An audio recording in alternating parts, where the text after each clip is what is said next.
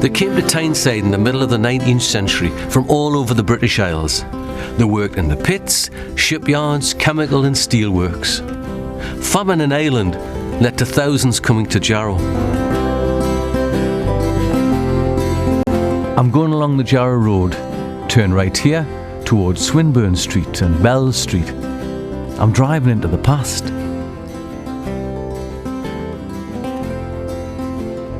My great-grandfather, Thomas Comiskey, came from Galway in 1907.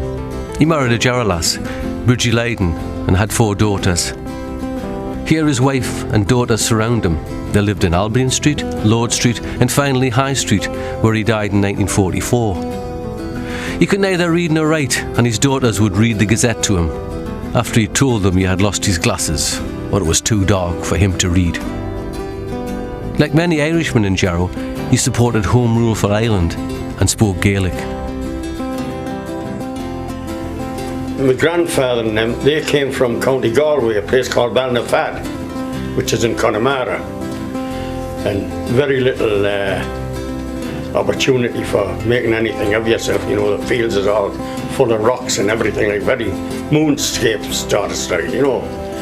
My family came from Ballyvion, which is in Clare, which is on the shores of Galway, and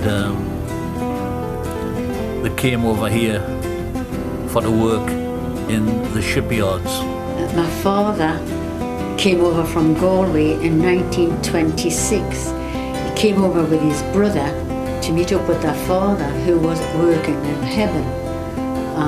He met me mother, and they got married. Well, actually, he had met me mother in Ireland, because my mother had been married previous to my father to a man called Willie Joyce, who was killed in Kilmilken at the times of the Trouble. Incidentally, my name is Constantine. No, it's a family name, because Constantine Shields was born in 1803 in Tyrone. He was the man that came over first to Aberdeen in Scotland, then he actually worked his way down here. But I have heard, I've done the history, I have heard that Constantine was a great family name of the O'Brien family. So therefore, one of my maternal grandmothers in the past must have been an O'Brien. He came from a little village called Kilbride. It's in Mayo. My great-grandfather was called Lawrence McCormack, and as I say, they came from County Tyrone. They had 7 children, but they came to England with 5 children. The 2 eldest sons decided to emigrate to America. My great-great-grandfather was Thomas McCabe, and he was born in Cavan Town, County Cavan, the Republic of Ireland, in 1836. Sometime after the potato famines in 46, the family moved to England in search of work and found work in the coal mines. They all come from County Monaghan on the Duffy side, a place called Corner Monady, and they had the farm there. Well, my father used to tell me, whenever it was mentioned, that we came from I.R.A. Eh? So when I done the family list, I found out of County Tyrone, definitely. He must have been meaning Omagh.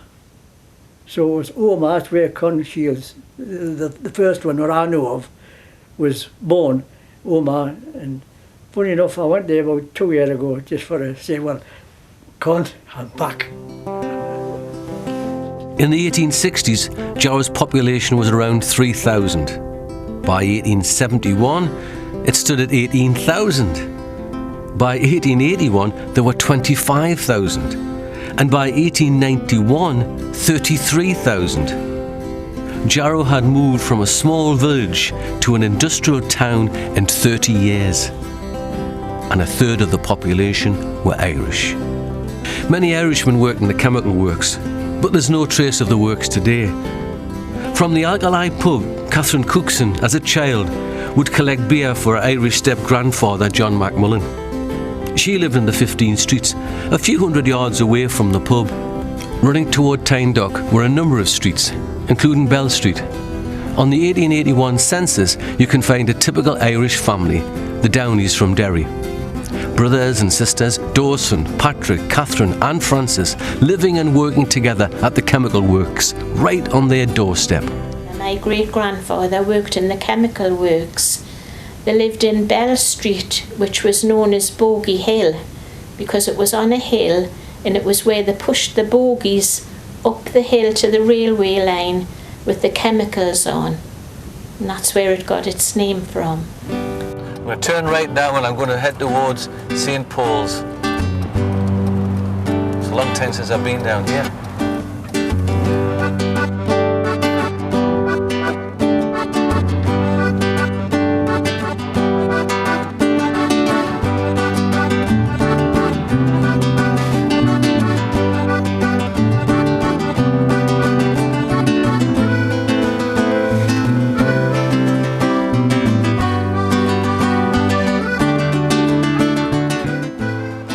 We used to play down here as a kid. I can remember, I can still smell it. That pungent sort of smell and the vibrant colours that were in that mud there.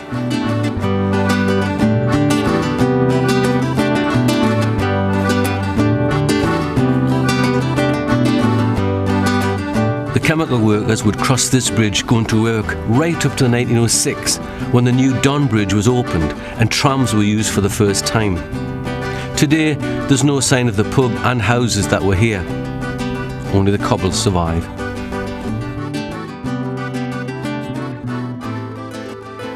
I think it must have been when my great-grandfather came over here after being a farmer in Ireland, in a little farm out in the country, and came and settled in Western Road in Jarrow and started working in the steel works.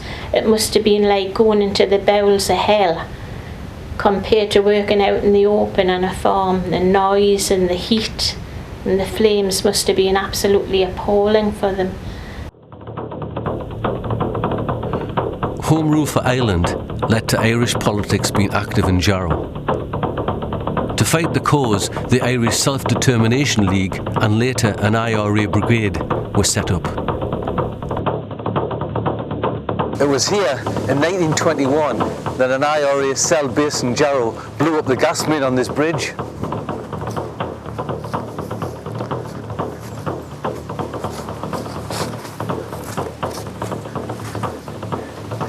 Here's the evidence. And the gas main would have run right across that bridge. They were just trying to make a point. That's all they were really trying to do. Not harm anybody or hurt anything, just trying to make a point that they wanted home rule for Ireland. I'm proud of my Irish ancestry. My mother's side from Galway, father's side from County Cavan. So I've got very, very strong roots with my Irish ancestry. And that's borne out by the fact I love to sing, and even in the way we converse, you know, the old Gaelic ways come out in the way we speak. And even though we are classed as Geordies now, we don't speak as other Geordies do. We speak with a softer accent than most Geordies. We're not as guttural. But it was a great mixture here, Irish and Scottish, and I think that's why they don't speak the Tyneside language in Jarrow. I can remember lots of old people in Jarrow who spoke Gaelic. They spoke it to each other, of course, and the Irish accents were very strong. He used to get up in the mornings, he'd come down, he'd kneel on the chair and he'd say his morning prayers, but he always said them in Gaelic. And then he would say his night prayers in Gaelic. Our house was a good house for the Gaelic speaking, because my father was a Gaelic speaking man, and his mates, Mick Mealer and Paddy O'Malley, God rest them. And there was a shed on the corner of Monkton Terrace, just opposite St. Bede's Church, and it was always full of old men, and they used to speak Gaelic to each other. And I used to think to myself, oh, when I grow up, I'm going to talk that language that they do. I just assumed that you would be able to speak it when you were a grown-up. So this is the 1895 map, and here's the timber ponds, or the slacks as we used to call them. We'll head down towards here, towards where the Don, River Don meets the Tyne. See what's left of the slacks.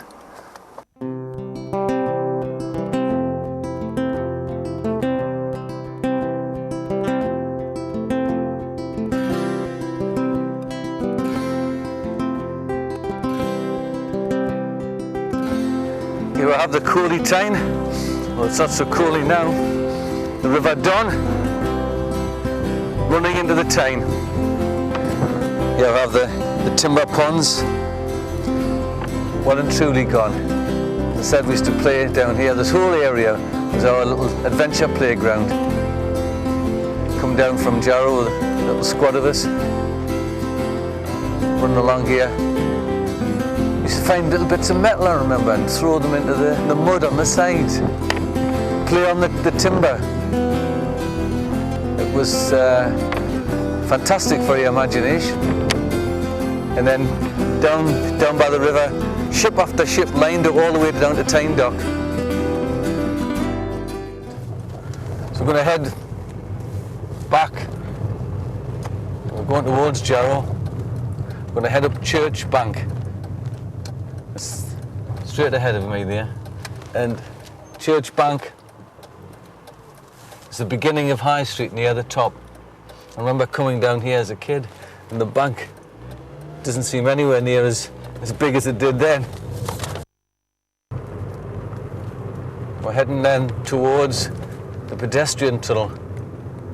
That was opened in 1951. But right beside the pedestrian tunnel was the ferry landing. To obviously take a ferry over to Wall's End and Wilton Quay. Many women especially worked in Haggy rope works, including my granny, Maggie Comiskey. And all this building work you see around here is the building of a new tunnel. But I'm going to try and see what's left of the ferry landing. Here it is. There, cobbles have survived again. Running down towards the ferry landing.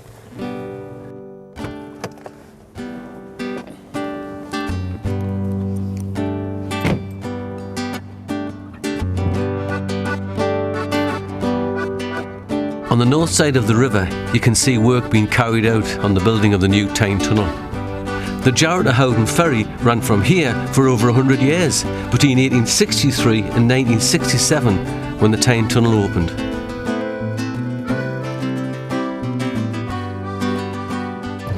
It was here that Jarrow Palmer's was. Palmer's shipyard was opened by Charles Mark Palmer and his brother George in 1852. Charles went on to become Jarrow's MP, and by the time of the yard's closure in 1933, they had built almost 1,000 ships. Biggest shipyard in Europe. A&O went in one end, ship popped up the other. And this is Ellison Street, where the workers walked down to work. And all lived around this very little area around here.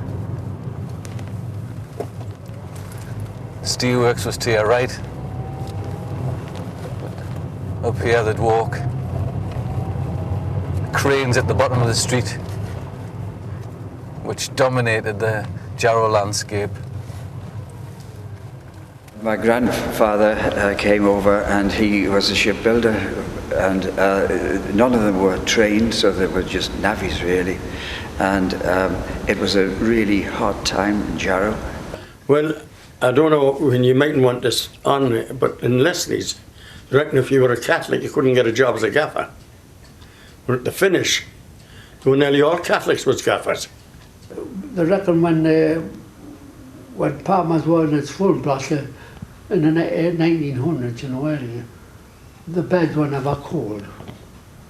One man were coming from night shift, they went into bed, and other ones were on day shift and going to work, and all using the same bed, more or less. We'll head down now towards where the majority of the people, certainly the Irish, lived at the time. Stanley Street is where my great-grandfather lived, my dad lived in the 20s and 30s. We'll have new estates now, and plastic porticos.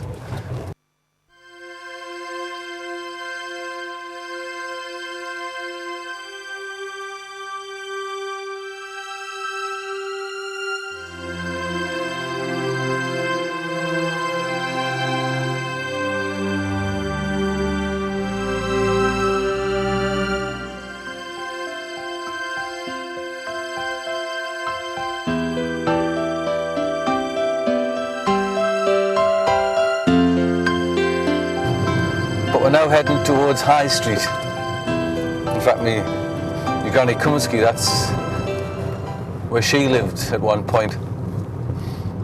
It was here on High Street. We're just going to come to it now. I'm going to turn to my right.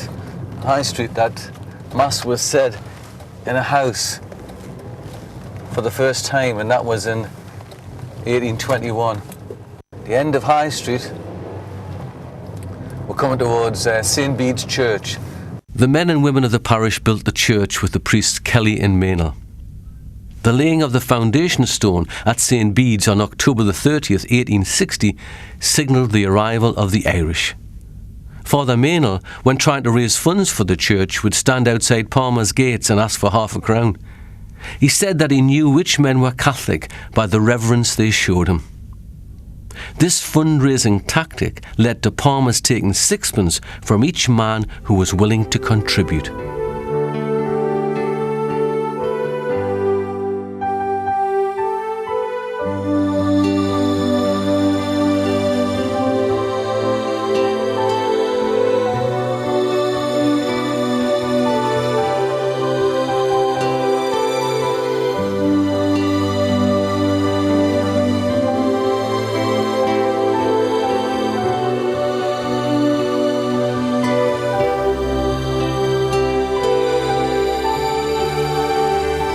Now remember, as a child, playing down at St. Paul's Church and Lord Jarrow there, and the verger was there, and I said, "You pinched our church on us. This should have been our church." And he said, "No, but I can go up to St. Bede's now and point every stone that was pinched from me." The congregations on Sunday morning, particularly at the 11 o'clock Mass when the school children went to church, this part of the church was full. It was doubly full because the people sat on the seats and the youngsters, or the smaller ones, knelt down. And then after the offertory, they would change over. But the religion was very strong. I know personally myself, I have a strong Catholic religion, and I'm very proud of it, and I thank God every day that I do have a religion. We're just going to head back towards the centre of Jarrow again anyway, and try to find out what it was like, try to dig into a few more memories and try and see what we'll find. I told you that my grandfather was a blast furnaceman in the steelworks in Jarrow, but they lived in Straker Street in East Jarrow, and they were really very poor. He mustn't have earned very much money at all. And my father and all his siblings went to St. Peter and Paul's School in Tynedock, which was a long, long walk for little children. And he said he never had shoes. He never had any shoes. He always had bare feet. And when he left school, he started work at the pit at Bolton, and he had to walk to Bolton. Of course, there was no buses went there at that time. They'd be starting 5 or 6 o'clock in the morning, and he had to work the first week to earn his first week's wages before my granny could afford to buy him a pair of boots. And when he got the boots, poor soul, he couldn't wear them because the soles of his feet were just so hard.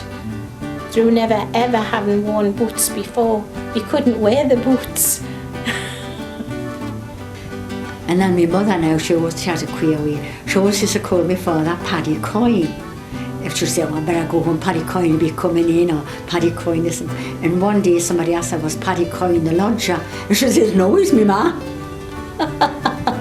In 1930s and the 20s and 30s, before the Second World War, my grandfather and relations were in an Irish flute band, and they were asked by a local Scots lady, because there's a Scots influence in the Heaven area as well, to play at the funeral.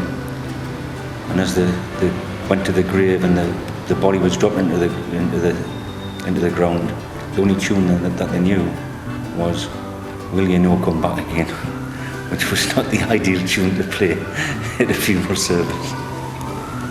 As I was saying before, my dad, Jimmy McIntyre, he was well known for going round wakes and weddings. In fact, it was at a wake in Albion Street in Jarrow. That Albion Street was all the lodging houses for the workers coming over from Ireland for the work in the shipyard and the steel industry. And he met my mother Molly O'Hare at a wake. My mother Molly O'Hare was waiting on at the wake, and my dad was brought down from Hebburn. He was paid for to sing at the wake, and the wake was on the Thursday, but he didn't get paid until the following Friday. How was that? Because even then you had to work a wake in hand. It's not so popular now on St. Patrick's Day, but years ago, everybody, all the Catholics went to Mass on the morning of St. Patrick's Day, and the priest always had shamrock at the back of the church, and you would get your little bunch of shamrock and put it in your jacket. And my eldest daughter had just started school one particular time, and I had been to Mass on the morning and got some shamrock, and before she went to school I pinned some into her jumper. And when she came back from school, she said, "Mummy, I didn't like that stuff you gave me for my bait." And I said, "Well, what do you mean I didn't give you anything?" She said, "You did. That green stuff you pinned on my jumper, I ate that this morning, but it was horrible. It was all dry and nasty."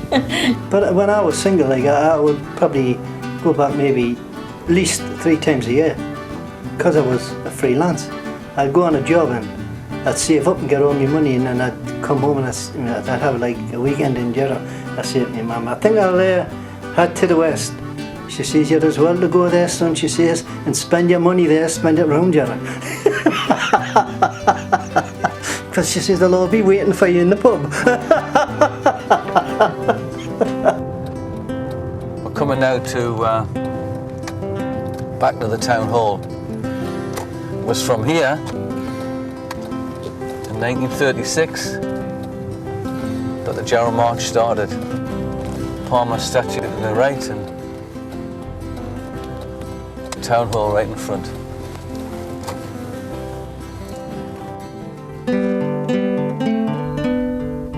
The closure of Palmer's in 1933 led to mass unemployment.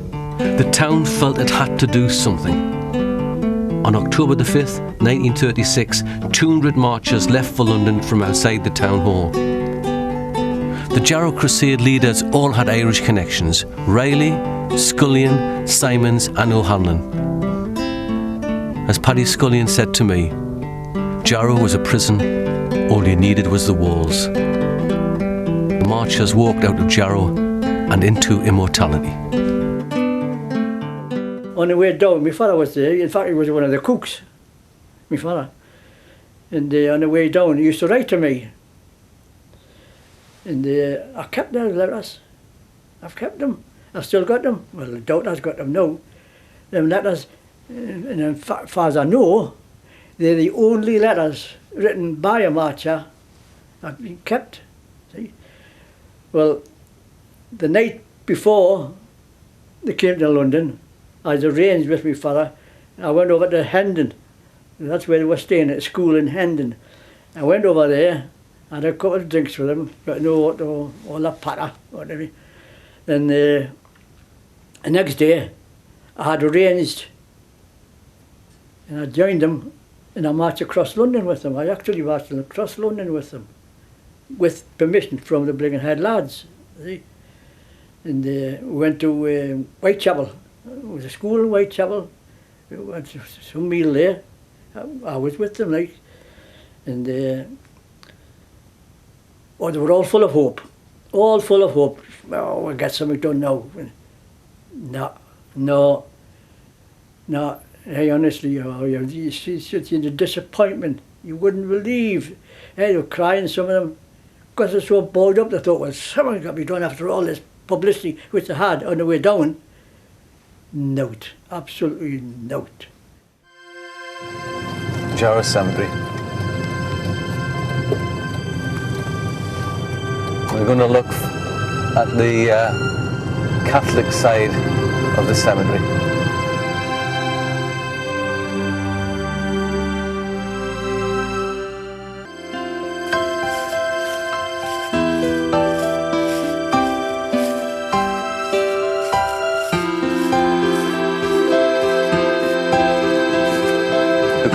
penny a week in order to get buried. But it didn't cover a headstone.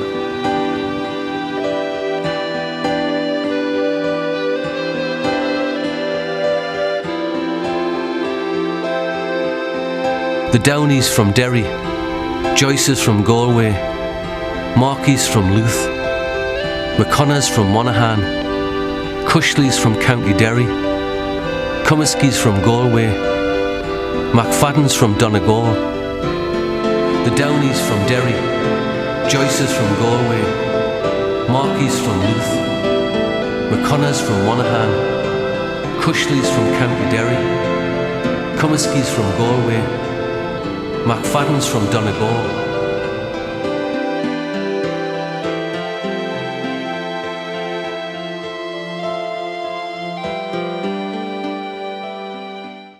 The people of Jarrow feel a pride in having an Irish connection. Many thousands of Irish men and women made their homes in Jarrow, worked hard, bringing with them their religion and music, which still lives to this day.